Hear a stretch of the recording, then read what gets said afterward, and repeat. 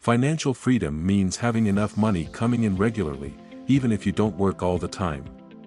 To get there, you need assets that make money for you, enough to cover your living expenses. But what assets can provide us not only with cash flow to pay our life's expenses, but protection against market downturns and inflation?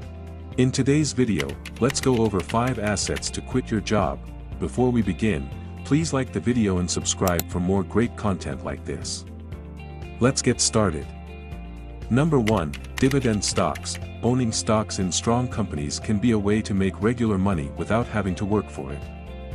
These companies share some of their profits with their shareholders through dividends, which are like cash payouts. Different companies give out different amounts in dividends. This is called the dividend yield. For example, Apple has less than 1% dividend yield, while ExxonMobil has more than 3% dividend yield. It's a percentage of the stock price. For instance, a company with a 3% dividend yield on a $100 stock would pay you $3 each year for every share you own. Just remember, dividend yield is just one thing to consider when buying a stock. You also want to invest in companies that are doing well financially and are expected to keep doing well in the future. Making dividends part of our consistent cash flow is a long-term plan, unless you have large capital to invest. For example, let's say that you have an average dividend yield of 3% in your investment portfolio. So, in order to make $1,000 per month in dividends, we need a portfolio of $400,000. This is why for most people, dividend investment is a long-term plan. Lots of investors make use of compound interest and reinvest their dividends to make their investment grow bigger over time, until they start making a good amount of money regularly. Although this is a long-term plan, it is a great addition to our cash flow since this type of income is very passive and is taxed at a lower level than regular income. Number 2, cash flowing real estate. People say real estate is one of the best ways to get rich. And they have good reasons for it. For one, real estate tends to go up in value over time.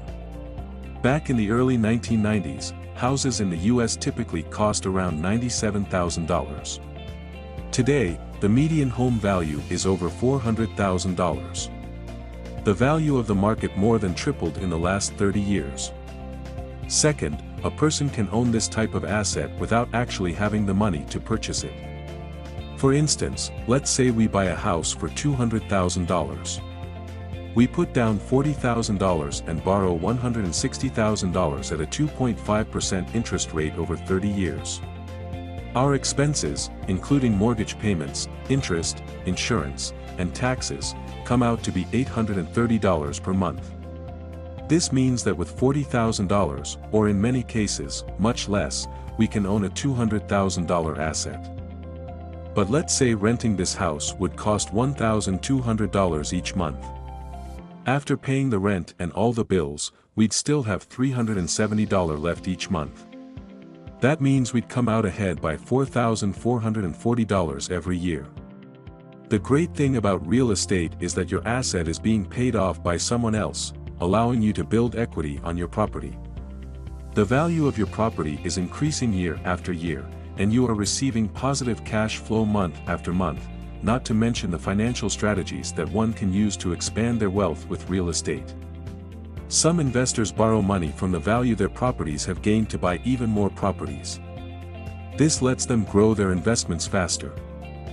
For example, let's say that your $200,000 property grew in value and is now worth $250,000.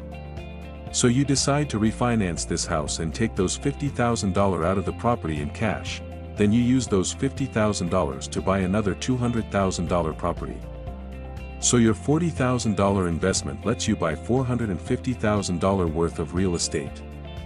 This doubles your cash flow because now you have 2 properties bringing in money each month.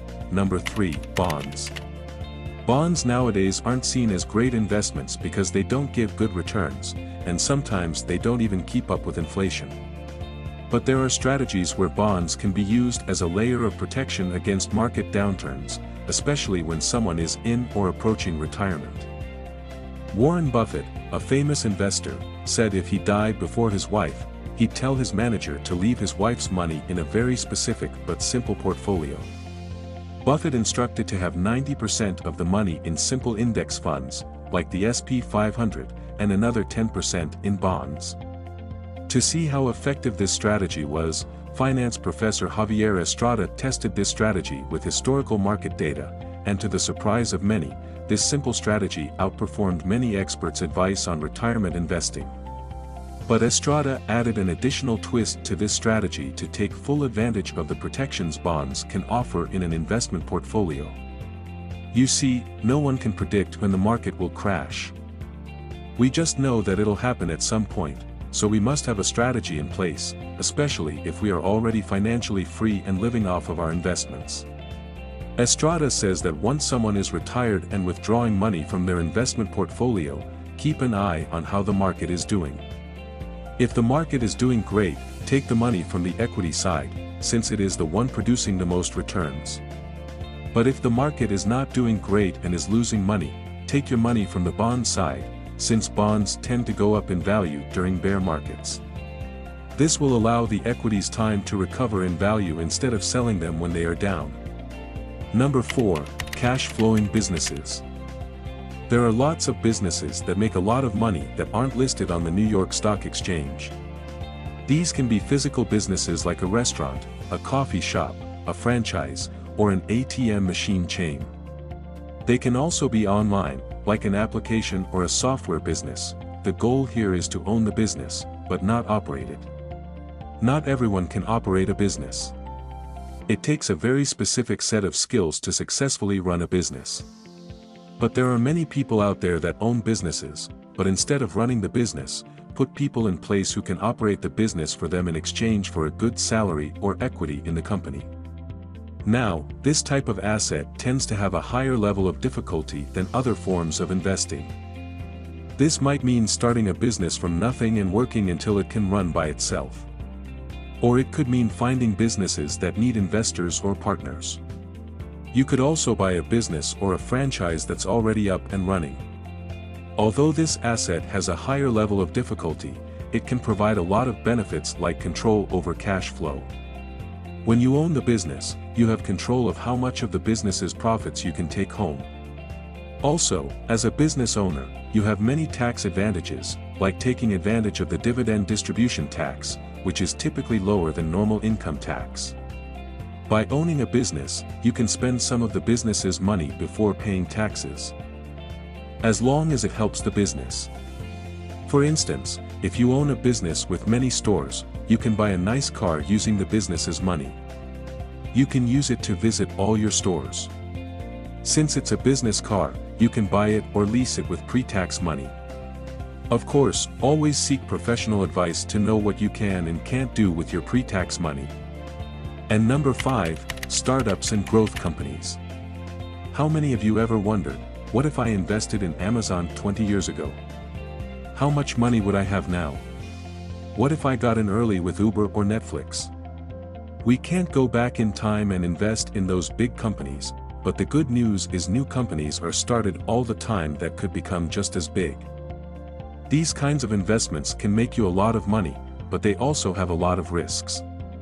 Those who invest in these companies normally allocate only a small portion of their portfolio into these investments and understand that it is likely that these investments will go to zero. But on the other hand, if they invested in the right company, their wealth can skyrocket and take them to completely new levels of wealth. All of those are good investments, but the best investment you can make is in your own education. Real estate can be a great investment for those who are educated, but for those who are not, it could be a disaster. Stock investing can be a great way to build long-term wealth. But without financial literacy, we might miss out on great opportunities. Investing in our own education is the foundation of investing in developing the life we want. Thanks for watching. If you like this video, give it a thumbs up. Let me know what you think in the comments below. Hit that subscribe button and turn on notifications to catch all my future videos. See you next time.